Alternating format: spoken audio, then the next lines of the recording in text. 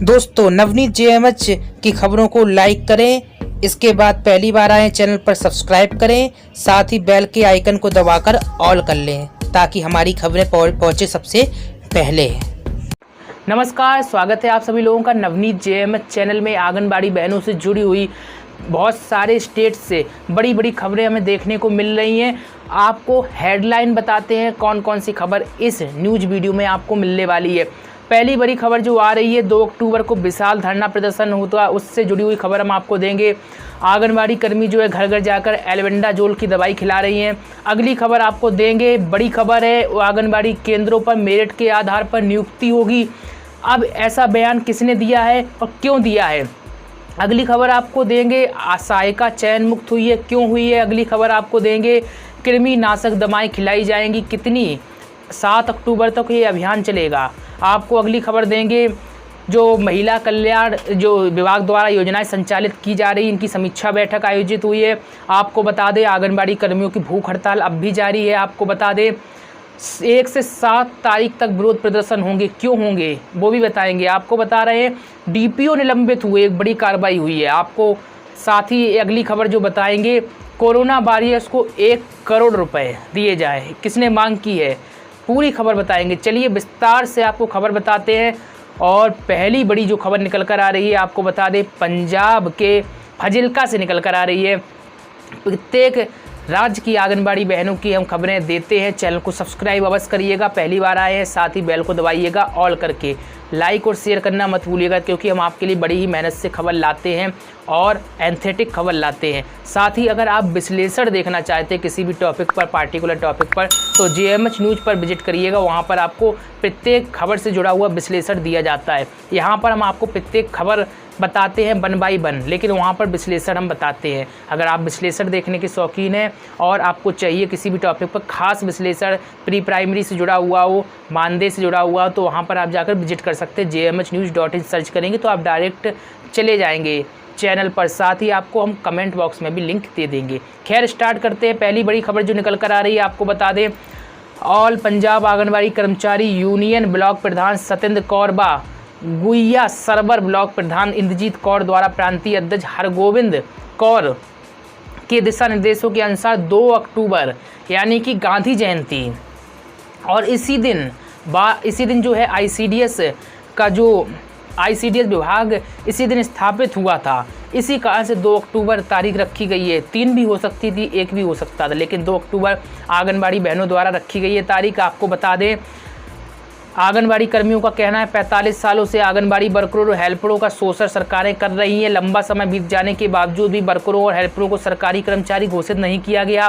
पंजाब सरकार pre nursery teacher की पोस्टें भर रही है। देखिए वही बात आ गई, मैं हमेशा कह रहा हूँ कि सरकार की रणनीति कुछ अलग लग रही है। मांग की जा रही है कि इन पोस्टों पर पहल के आधार पर वर्करों को प्री प्राइमरी टीचर का दर्जा दिया जाए, क्योंकि 45 सालों से ये आंगनबाड़ी वर्कर 3 से 6 साल तक के बच्चों को प्री प्राइमरी एजुकेशन दे रही हैं, तो इनको योग्यता के आधार पर रखा जाए, अनुभव के आधार पर रखा जाए।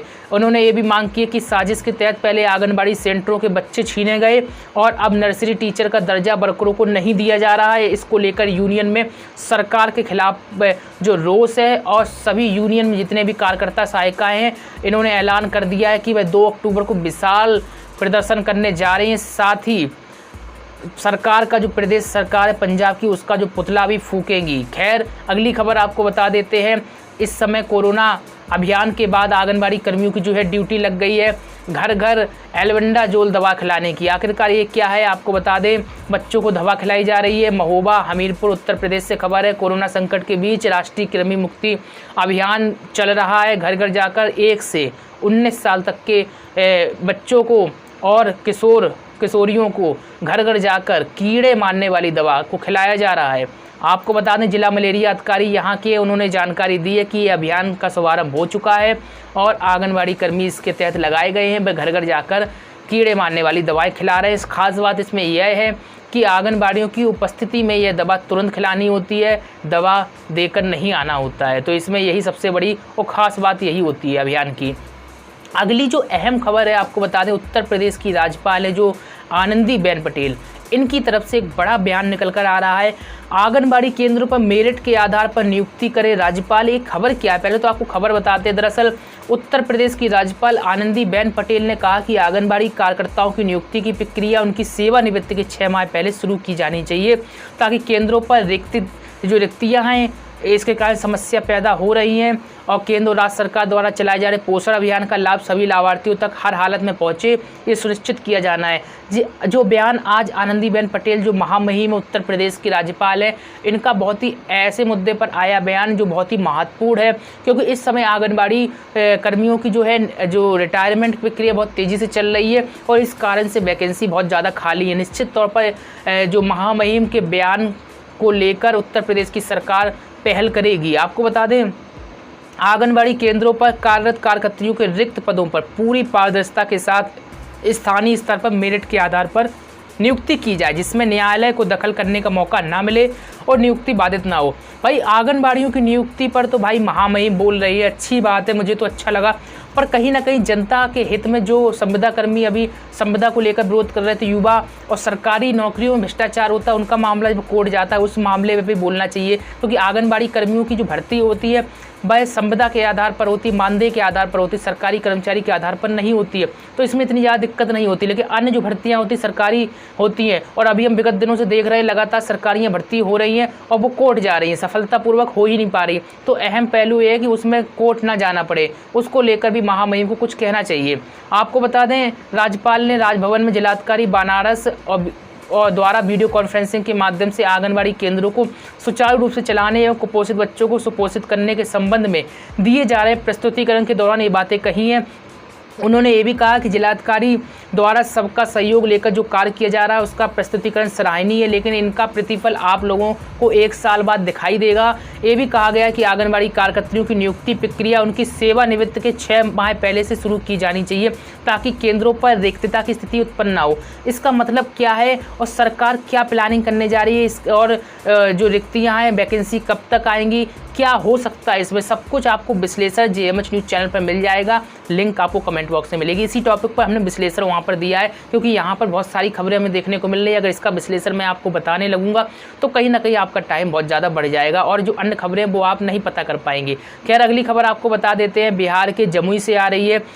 आपको बता दें 4 आंगनबाड़ी कार्यकर्ताओं को, जो कार्यकर्ता नहीं है यहाँ पर सहायिका है, आपको बता दें 4 आंगनबाड़ी सहायिकाओं को चयन मुक्त किया गया है, क्योंकि ये बरसों से लापरवाही कर रही थी और अनुपस्थित थी, ये आरोप लगाया जा रहा है। आपको बता दें ICDS में बगैर काम किए मानदेय प्राप्त कर रही 4 आंगनबाड़ी सहायिकाओं को चयन मुक्त यानी कि सेवा से हटा दिया गया है। सभी मामले सदर प्रखंड के हैं और इन पर बरसों से अनुपस्थित रहने का आरोप है। इसके पहले 1 दर्जन से अधिक सहायिकाओं को लगातार अनुपस्थित रहने के आरोप में चयन मुक्त कर दिया गया।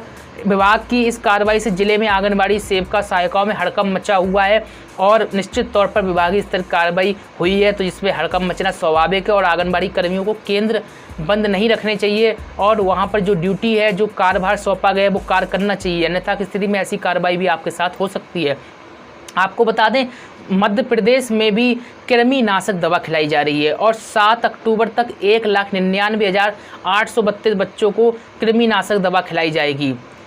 स्वास्थ्य विभाग द्वारा राष्ट्रीय कृमि मुक्ति कार्यक्रम के तहत 7 अक्टूबर तक ये प्रक्रिया चलेगी और जिला स्तर पर वार्ड 21 के आंगनबाड़ी केंद्र 41 पर मुख्य चिकित्सा एवं स्वास्थ्य अधिकारी डॉक्टर किशोर कुमार नागवंशी द्वारा बच्चों को कृमिनाशक दवा खिलाकर कार्यक्रम का शुभारंभ कर दिया गया है। तो आपको बता दें, सभी राज्यों में यह जो उत्सव है, महोत्सव कह लीजिए या कुछ भी कह लीजिए, कार्यक्रम एक तरफ से कार्यक्रम ही कहिएगा, क्योंकि महोत्सव नहीं कहा जा सकता, कार्यक्रम जो है चल रहा है। इसमें आंगनबाड़ी कर्मी बहुत ही महती भूमिका निभा रही हैं। इसका मतलब समझिएगा, आंगनबाड़ी कर्मियों को लगातार एक के बाद एक कार्यों पर लगाया जाता रहता है। कोरोना का काम पहले ड्यूटी कर रही थी, कोरोना का काम ख़त्म किया गया तो अब इसमें लगा दिया गया। इसके बाद अन्य ड्यूटियां हैं, पल्स पोलियो अभियान है, BLO अभियान है। बिहार में आपको बता दें, BLO बिहार में मतदाता से जुड़ा हुआ बड़ा काम आंगनबाड़ी कर्मी करने जा रहे हैं। क्या करने जा रहे हैं वो आप सबको जानकारी JMH न्यूज़ चैनल पर मिल जाएगी आपको। वहाँ पर हम सिर्फ विश्लेषण देते हैं, प्रत्येक खबर, पार्टिकुलर खबर का विश्लेषण, क्योंकि इसमें अगर आपको हम खबर बताएंगे लेंथ जो है बड़ी हो जाएगी। चलिए अगली खबर आपको बता देते हैं। महिला कल्याण विभाग द्वारा संचालित योजनाओं की समीक्षा हुई है। और ये खबर कहाँ से है आपको बता दें, प्रयागराज से ये खबर है। कन्या सुमंगला योजना के अंतर्गत सभी पात्र लाभार्थियों का आंगनबाड़ी के माध्यम से सर्वे होगा। और ये समीक्षा बैठक जो है राज्य मंत्री हैं उन्होंने की है। महिला बाल विकास विभाग की जो राज्य मंत्री स्वाति सिंह, इन्होंने जनपद में महिला कल्याण एवं बाल विकास सेवा पुष्टाहार की मंडलीय समीक्षा बैठक की, जिसमें विभाग द्वारा संचालित योजनाओं की जानकारी प्राप्त की। आखिरकार उनका क्रियान्वयन अच्छी तरीके से हो रहा है या फिर नहीं, लाभार्थियों को लाभ प्राप्त हो रहा है या फिर नहीं। और इसी के साथ ही पति की मृत्यु के उपरांत निराश्रित महिला पेंशन अनुदान योजना की मंडलीय समीक्षा बैठक हुई। योजना के सभी पात्र लाभार्थियों की द्वितीय किस्त यानी कि दूसरी किस्त PFMS के माध्यम से सभी के खातों में अंतरित यानी कि भेज दी गई है। सभी को द्वितीय किस्त का भुगतान हो चुका है। और यह सब जो है समीक्षा बैठक बाल विकास मंत्री उत्तर प्रदेश जो हैं स्वाति सिंह ये कर रही थी प्रयागराज में। चलिए अगली खबर आपको बता देते हैं। पंजाब UT मुलाजिमों की भूख हड़ताल 13वें दिन भी जारी रही। और पंजाब के नवा शहर से ये खबर है। आप समझ सकते हैं कि 30 सितंबर तक चलने वाली हड़ताल अभी भी जारी है। और सोमवार को आपको बता दें 13वां दिन था, मंगलवार यानी कि आज 14वां दिन, लगातार 30 सितंबर तक ये हड़ताल जारी रहेगी। और भूख हड़ताल करना बहुत ही बड़ी बात होती है जो आंगनबाड़ी कर्मी कर रहे हैं, निश्चित तौर पर सिर्फ अपनी मांगों को लेकर। आपको बता दें नेताओं ने मांग की है सरकार से कि जल स्रोत विभाग में हजारों पदों को खत्म करने का फरमान वापस लिया जाए। आंगनबाड़ी कार्यकर्ताओं को कम से कम जो वेतन है 18,000 रुपये प्रति माह दिया जाए। और जनवरी 2004 के बाद भर्ती कर्मचारियों को पुरानी पेंशन स्कीम का लाभ दिया जाए। और ये भी कहा गया कि सरकारी कर्मचारियों पर हर वर्ष लगाया जा रहा 2400 रुपये का प्रोफेशनल टैक्स बंद कर विभागों में खाली पड़े पदों को भरा जाए। और इनकी जो हड़ताल है 30 सितंबर तक जारी रहेगी। अगली खबर आपको बता दें, मजदूर विरोधी नीतियों के खिलाफ 1 से 7 तारीख तक प्रदर्शन होगा। हरियाणा के भिवानी से ये खबर प्राप्त हो रही है। सरकार की मजदूर विरोधी नीतियों, रोजगारों पर हमले और श्रम अधिकारों के हनन के खिलाफ AIUTUC ने 1 से 7 अक्टूबर तक सप्ताह भर विरोध कार्यक्रम का ऐलान कर दिया है। और इस दौरान प्रदेश में यह जो UC की जुड़ी आंगनबाड़ियाँ जैसे मिड डे मील है, आशा वर्कर हैं और इन सभी दिहाड़ी मजदूर हैं, निर्माण मजदूर हैं, कच्चे व ठेला कर्मचारी हैं, मनरेगा मजदूर हैं, ये सभी जो हैं जिला स्तर पर धरना प्रदर्शन करेंगे। 7 दिन धरना प्रदर्शन होगा, ये ऐलान हो चुका है। आपको बता दें रेलवे व अन्य सरकारी तंत्र, बैंक व अन्य वित्तीय संस्थानों, बिजली, कोयला, पेट्रोलियम आदि क्षेत्रों में जो वर्कर हैं उनका शोषण हो रहा है, ये भी आरोप लगाया गया। और इसी के विरोध में सरकार का घेराव किया जाएगा 1 से 7 अक्टूबर। जी हाँ, 1 से 7 तारीख तक यानी अक्टूबर तक ये कार्यक्रम चलेंगे। भिवानी से ये खबर हम आपको बता रहे थे। अगली जो खबर आई है, DPO के ऊपर बड़ी कार्रवाई हो गई। अभी तक आप बहुत ही कम मामलों में सुनते हैं कि DPO को सस्पेंड कर दिया गया। बिल्कुल सही बात है। ये खबर है हरियाणा के हिसार से देखने को मिल रही है। हिसार के DPO निलंबित हुए हैं। बाल विकास विभाग के मुख्यालय के आदेशों की अवहेलना का आरोप लगा है। आपको बता दें महिला बाल विकास विभाग में तैनात जिला कार्यक्रम अधिकारी सुनीता यादव को एकाएक निलंबित कर दिया गया। इस मामले को लेकर स्थानीय स्तर पर हर कोई बोलने से बच रहा है। मगर आपको बता दें पिछले लंबे समय से DPO को लेकर कई शिकायतें मुख्यालय में जा रही थी। कई बार अधिकारियों ने ध्यान नहीं दिया। जब यह मामले की जांच कराई गई, जिसमें कुछ आरोपों के साथ निलंबन की कार्रवाई भी हुई है। निलंबन करने के लिए CM विंडो पर शिकायतों को लेकर बैठक को आधार बनाया गया। उच्च अधिकारियों का कहना है कि कुछ समय पहले बाल विकास विभाग के मुख्यालय में CM विंडो की शिकायतों को लेकर बैठक बुलाई गई, मगर वह नहीं आई। लिहाजा डायरेक्टर ने अनुशासनात्मक कार्रवाई के रूप में निलंबन की कार्रवाई कर दी। तो बड़ी कार्रवाई हुई है जिला कार्यक्रम अधिकारी के ऊपर। वहीं इस मामले में लगातार मुख्यालय के अधिकारी जिला कार्यक्रम अधिकारी को मौखिक रूप से पहले ही समझा रहे थे, मगर CM विंडो पर जब शिकायतों की संख्या में इजाफा होने लगा तो महिला बाल विकास विभाग के पूर्व डायरेक्टर और वर्तमान में रोहतक के DC कैप्टन मनोज कुमार ने बैठक के लिए मुख्यालय बुलाया।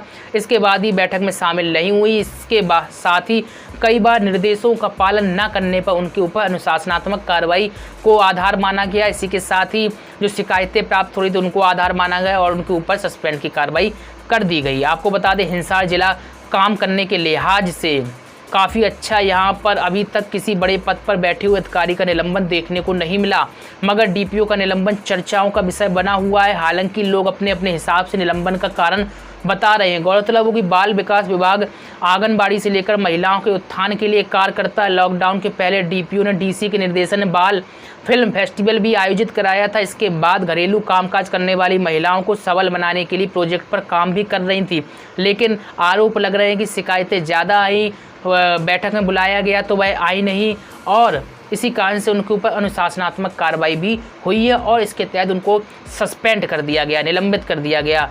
आपको बता दें, डीपीओ को निलंबित किया गया, ये सीएम की बैठक में नहीं आई थी। इसके बाद कई शिकायतें भी लंबित थीं। यह बयान जो है सीडीपीओ पंचकुला इनका निकल कर आया है। तो कहीं ना कहीं बड़ी कार्रवाई जिला कार्यक्रम अधिकारी के ऊपर हुई। जाते जाते एक खबर और बता देते हैं आपको। मध्य प्रदेश में कोरोना वॉरियर्स को लेकर एक बड़ी खबर निकल कर आई। दरअसल कोरोना वॉरियर्स अपनी महती भूमिका निभा रहे हैं और यहाँ पर कांग्रेस से सीएम रहे शिवराज सिंह चौहान के पहले, जी हाँ, कांग्रेस से सीएम रहे कमलनाथ ने एक बड़ी मांग की है। आपको बता दें, जो अभी कोरोना वॉरियर्स हैं, मध्य प्रदेश में सरकार की स्कीम के तहत 50 लाख का मुआवजा घोषित हुआ है, लेकिन पूर्व सीएम दरअसल आपको बता दें कमलनाथ मांग कर रहे हैं कि इन वर्करों को, इन कोरोना योद्धाओं को 1 करोड़ का मुआवजा घोषित किया जाए। आपको बता दें, पूर्व मुख्यमंत्री कमलनाथ ने शिवराज सरकार पर निशाना साधते हुए कहा कि कोरोना वॉरियर्स के निधन की राशि को बढ़ाकर 1 करोड़ रुपए किया जाए, और यह सब बातें जो है कमलनाथ ट्वीट के जरिए कर रहे हैं।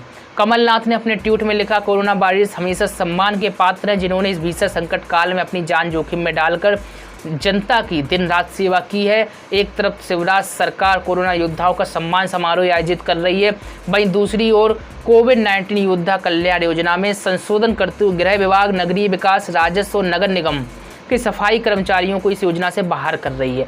ये खबर भी हमने आपको बताई है और इसी को लेकर यह मांग की जा रही है कि इन जो कर्मियों को बाहर किया गया इनको अंदर किया जाए। अंदर का मतलब ये, इनको भी कोरोना योद्धा माना जाए, योजना के तहत लिया जाए। साथ ही कहा गया है कि डॉक्टर्स, आशा, आंगनबाड़ी कार्यकर्ता, पैरामेडिकल, स्वास्थ्य, सफाई, पुलिसकर्मी जो रात दिन कोरोना ड्यूटी में लगे हुए हैं, जान जोखिम में डालकर फील्ड में काम कर रहे हैं, इनको प्रोत्साहित करना बहुत ही ज़रूरी है। शिवराज सरकार कोरोना योद्धाओं से बाहर करके उनको हतोत्साहित करने का काम करे, योजना में करने, मतलब यहाँ पर ये है कि मांग की जा रही है कि योजना से बाहर ना किया जाए, उनको योजना में ही रखा जाए और 50 लाख की जो राशि कोरोना योद्धाओं की रखी गई है उसको बढ़ाकर 1 करोड़ किया जाए। सहमत हैं तो यस लिखिएगा। और आप ज़्यादा खबरों के लिए JMH न्यूज़ चैनल पर विश्लेषण के लिए विजिट कर सकते हैं। साथ ही रोजाना अपडेट तो आंगनबाड़ी कर्मियों से जुड़ी हुई हम दे ही रहे हैं नवनीत JMH चैनल पर और देते ही रहेंगे। बस आप लोगों का साथ चाहिए, सब्सक्राइब करके बेल को दबाइए, साथ ही ऑल कर लीजिए। नमस्कार।